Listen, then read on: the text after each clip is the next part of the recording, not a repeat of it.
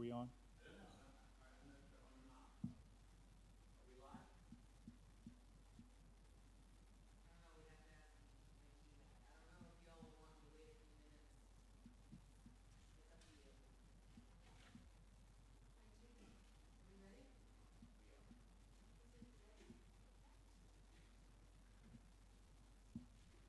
I guess does the applicant have to be here to hear the case? Does the applicant have to be here to hear the case? Okay. I think we can move forward. Let's move forward. Okay, for the record, this is the November 10th, 2022 meeting of the Board of Zoning Appeals. The first item on the agenda is approval of meeting minutes. Has everyone on the board had a chance to look at the meeting minutes? Does anyone have any comments?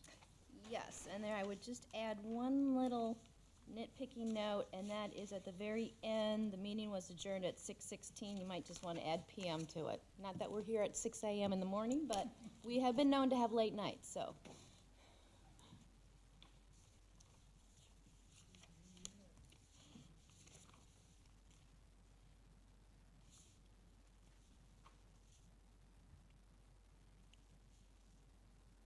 Do we just make a motion to,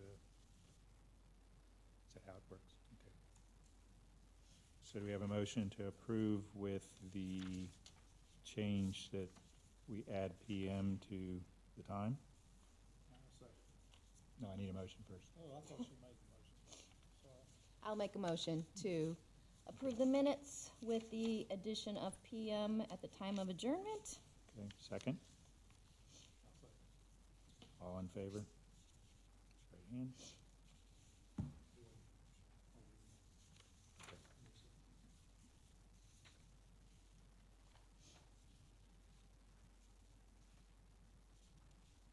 Okay. So the meeting minutes are approved. I guess we will move on with this case. The applicant's not here, but we'll go ahead and hear the presentation.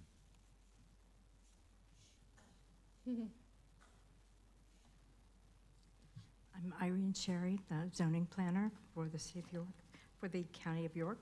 I'm presenting this evening for Marion Ray, zoning planner, who is not here.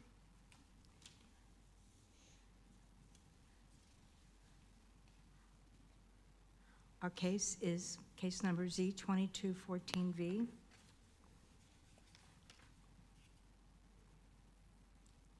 The applicant is Brian Fullen. Property address 1646 and 1648 Highway 321 North. Tax map number 373, parcel 040. The current zoning is residential single family, 30. The variance is for a road frontage. Highway 321 is classified as an arterial and thereby requires 350 feet of frontage. So the variance request is for 185 feet of variance, and also a 206-foot variance approximately for the parcel. This is the parcel here.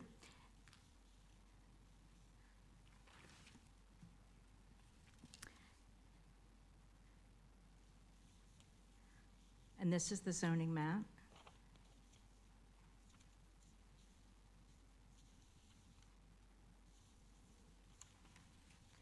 This particular parcel has 2 homes on it. And the dividing line for what this gentleman, the applicant, would like to do is to subdivide. And therefore is the reason he needs the variance for 350 feet, which is the required road frontage. Respectively, it will be 165 approximately and 145. This is an aerial view, and the subject parcel is in the lower portion, and you see the view of what is across the street, so it's more residential. And this is our front view, and right where that large tree is by the driveway is the approximate location of that dividing line. This property has a great deal of, I was told by the couple that was just here, that the ditch that's there is for the drainage for the water and sewer that they receive from Clover. So the ditch is to the, can you go back to that picture before, please? I'm sorry, I can't hear you. Can we go back to the picture before? I had a question Sure. on that. So you're talking, no, go, the one we just had before that showed the two houses with the big tree. This one? No, Other direction. other direction. The one we just had before you, Okay, let me go back. nope, next one. Next one, sorry. This one. So the drainage ditch, is it, are you referring to this little, Well, it's behind the homes, but Oh. but it really gives a huge drop-off for the topography on the lot. And I only bring it up because there's a small section in fact, I'm gonna go to the next picture, which gives you the plot. Yeah. And you'll see that one section that's on the corner of Flatstone Drive. That is also a huge gully, or ditch, I don't know what you call it, but it's all related to the provision of water and sewer from the town of Clover, which is across the street. so on parcel one, or the,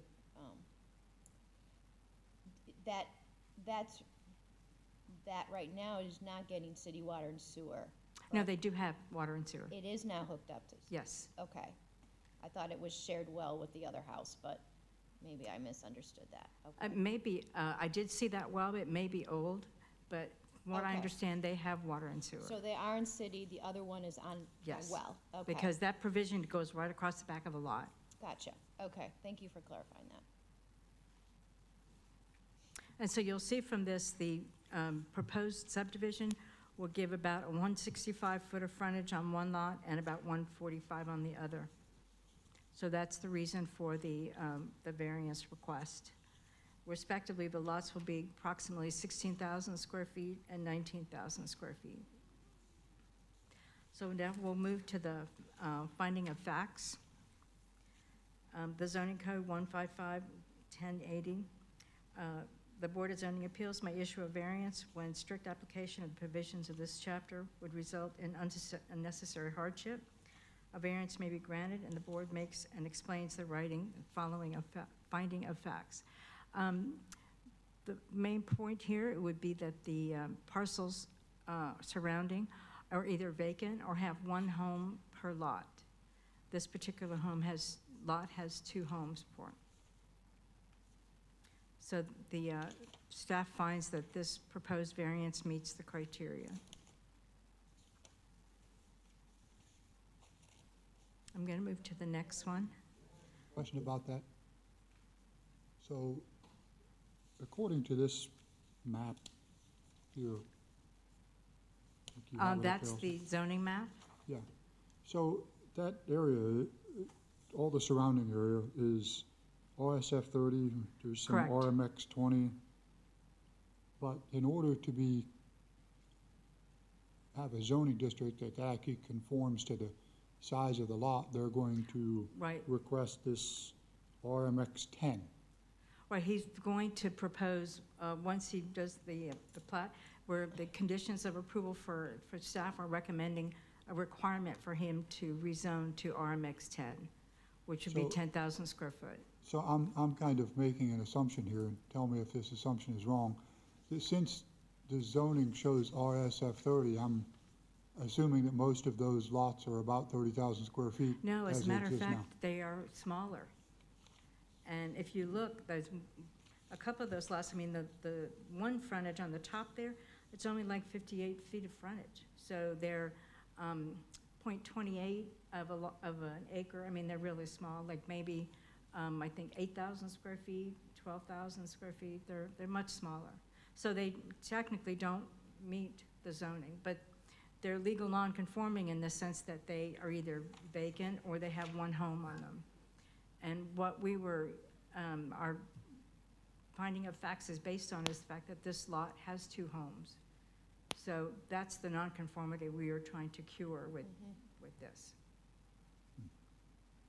So I'm hoping I'm So- answering your question. Well, in the event that we approve this and then they go through the rezoning process and that is approved, you're gonna have these two RMX 10 lots Correct. that are kind of out of place, but they may be, from what you're saying, the most fitting lots in the whole neighborhood. That's correct. That's correct.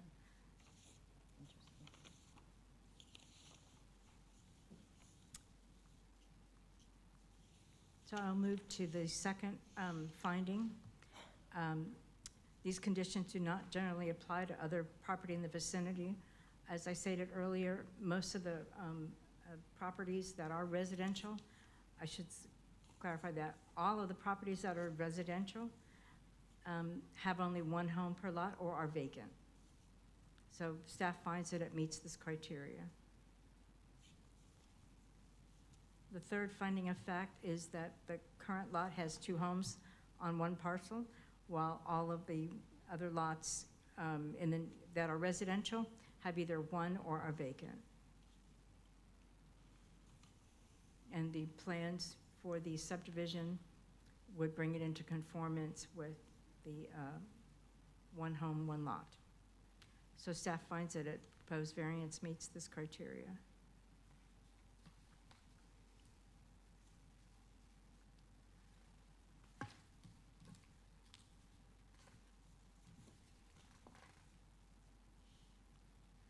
So the last one is the authorization of variance will not substantially detriment to the adjacent properties or the public goodwill or the character of the district, will not be harmed by granting the variance. Most of the lots there, again, are actually smaller and have only one home per lot, or they're vacant. So staff finds that it meets this criteria.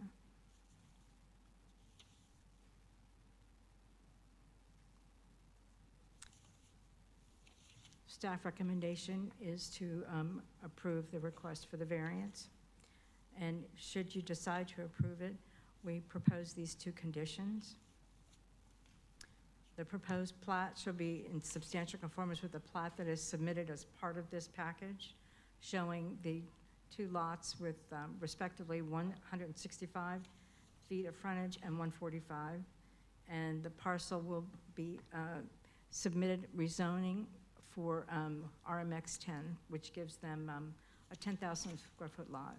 And the two lots that are going to be created are about 16,000 square feet and 19,000 square feet, so they would be in conformity. So you said that the lot was on well ends, or it was on Water public and utilities? sewer. So the applicant actually wrote in theirs that presently both properties use a shared well. Upon approval, 1646 Highway 321 North will be attached to local city water and Let me sewer. see. 1648 would remain on well and septic. Page So 12. I assume 1648 is parcel 2, because that's where it shows the well. But if 1648 was to remain on well and septic, where is the drain field? If they split the lots, are they gonna be splitting and having a drain field on one Well, lot I was for a under house the that's another? impression that they had water and sewer, but again, I understand what he's written here, but I think they've been vacant for a long time, and maybe he doesn't, I don't know the answer to that. Well, which one, so the one that they're saying, what you're saying was hooked up to city and water and sewer is the one that's not vacant, correct? That they're trying to, Well, I thought they were both vacant, but I don't know. That's what Okay. I was told. well, They're according to both vacant. this, Because they're one being was a renovated. rental, right? Yeah, I think parcel 2, which is 1648, was not vacant. Yes, the one with the well, Read there this was section. residence. The Yeah. one that's supposedly gonna be hooked up to city. Oh, I see that. Utilities. It says, both properties use a shared well. Mm-hmm. So that is an issue. you know. And then it says would be attached to the local city and water sewer. And the other one would remain on well and septic. Which Jeff brings up a valid point, what about the drain field and, I mean, Yeah. the other question, and it kind of relates indirectly in a way to the Absolutely drain correct. field is that, what about the setbacks? Because the Correct. the proposed lot line is only 14 feet between the two, and that kind of makes me believe, just looking at parcel 2, it looks like it's not impossible, but it looks like it'd be somewhat challenging to put in a drain field there. Right, but I honestly believe that he is going to be required to do water and sewer, otherwise he won't meet the minimum lot requirements. So even though one will have it, I don't think he realizes he'll have to do both. So should we make that a condition? That both have to be on city utilities? Seems like it. Yeah. I mean, I think that's a condition that you can add, if you like. And also sort of think about when this does come in for the plat that we'll be reviewing it, we will require them to show, That's correct. where any septic is. So if you don't decide to include that sort of condition, when it comes in later for the actual split, we'll make sure that it is on that one lot, and we're not dealing with leach lines crossing property lines. So if he connects both to city water and sewer, you don't pay any attention to where the existing drain field, do you? Or do you? It wouldn't be Because they wouldn't be in use. It's abandoned. So what about the setbacks? So there's 5 feet on one side and 20 feet to the road? Right, he meets the setbacks. If you look at this, it's 35 and 25, I believe. 5 on the sides, so he meets the setbacks for the So here's lot subdivision. So I actually have, why we broached that, I have that question is, so if I look at the, excuse me, because I did not go and do the research myself, but if you look at the survey,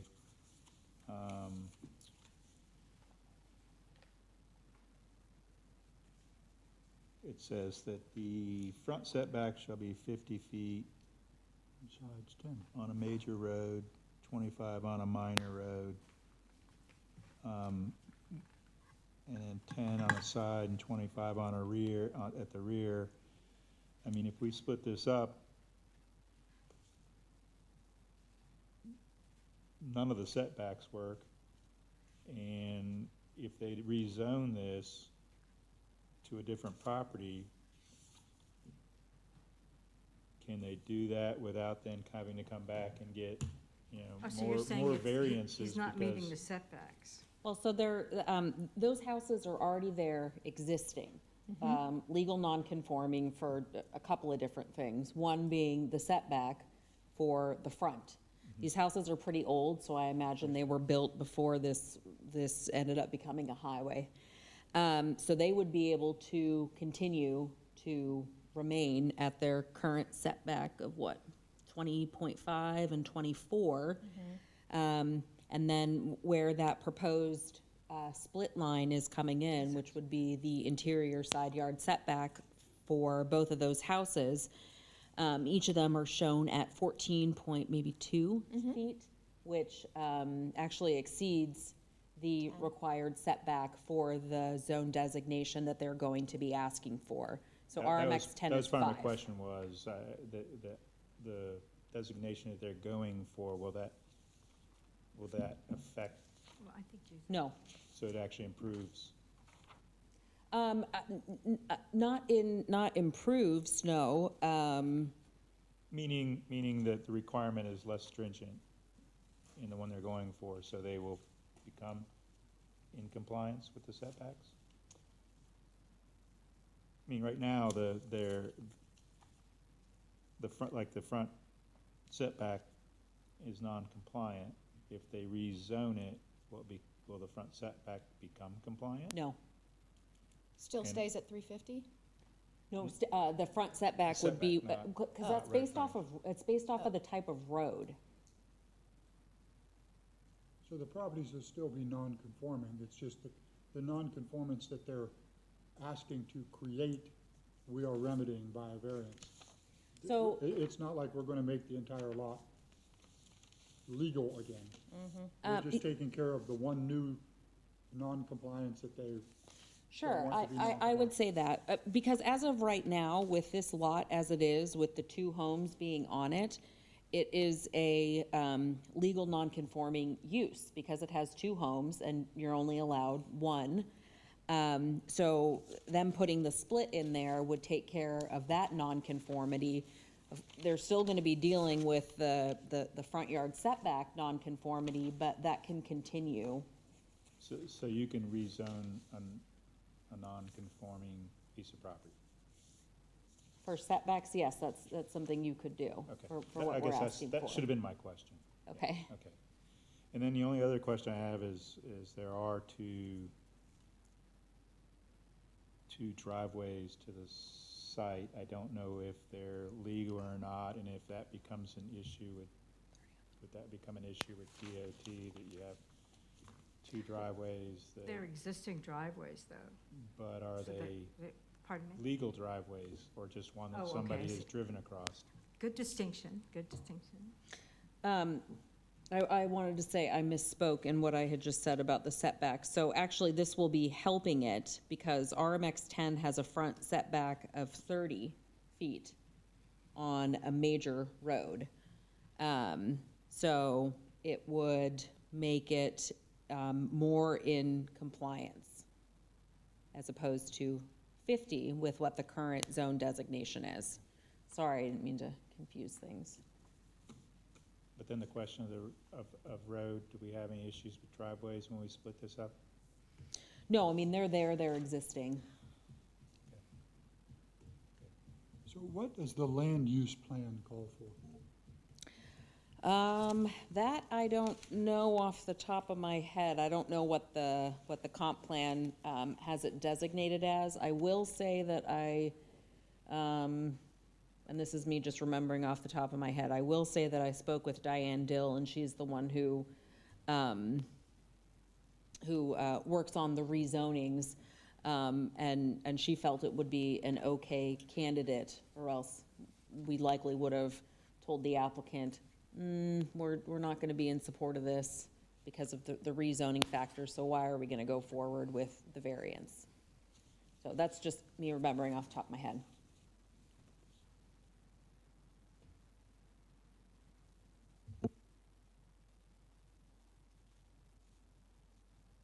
Any other questions, staff? There's no applicant, so I will close the public portion and open it up for a motion.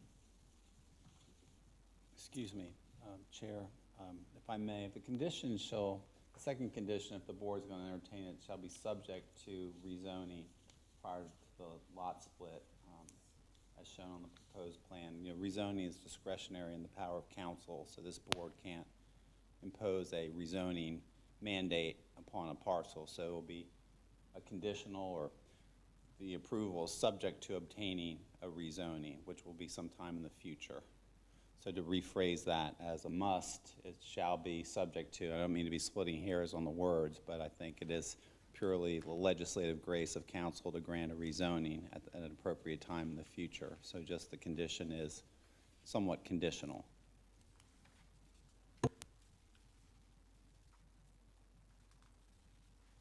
So replace must with Shall be subject shall be. to rezoning mandate, is that correct?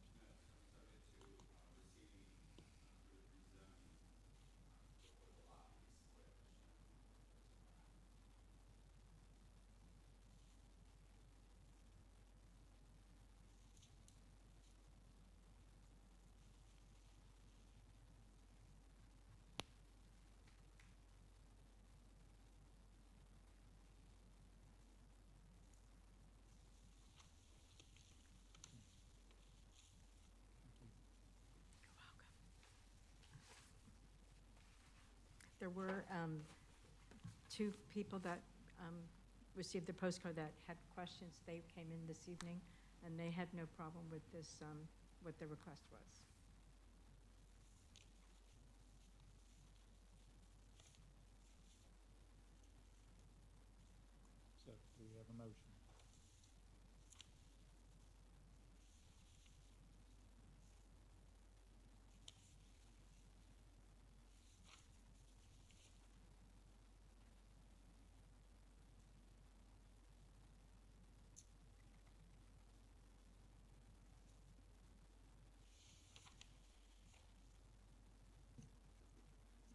I'll make a motion to approve with the condition, as stated, the proposed plat shall be in substantial conformance with the plat submitted as a part of the variance package, and that the parcel must be submitted for rezoning request. The rezoning request, I guess I say, has to be approved by council in order for this variance to be effective. I'll leave out the condition regarding water and sewer and public utilities, because staff said they would review that. So, motion to approve based on the 2 recommended conditions. Do I have a second? I'll second. Any discussion? All I would say is I agree with staff's recommendation.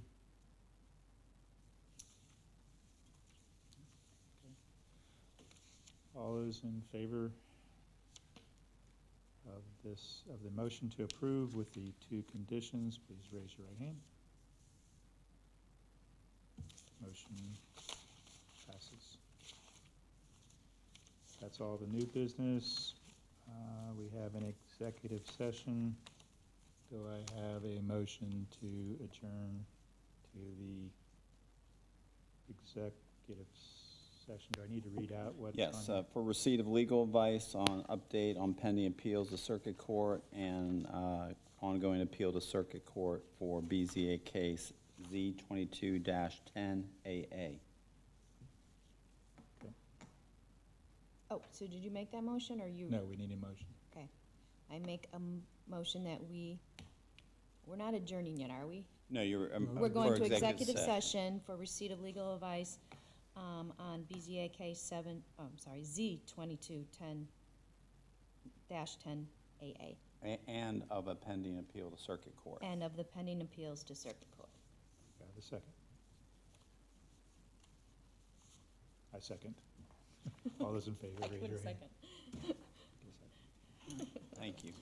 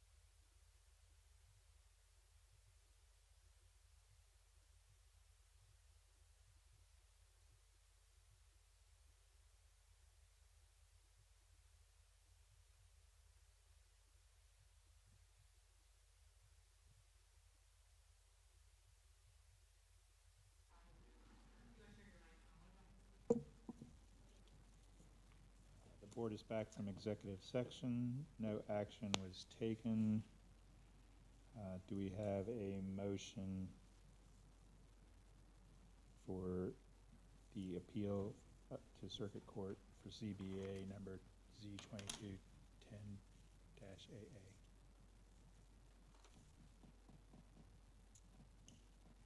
So I make a motion that we nominate Jeff Blair to represent us if we go into mediation, thank you, for BZA case number Z22-10AA with myself, Barb Candler, as a backup in case Jeff is unable to do so. Do I have a second? All in favor, raise your right hand.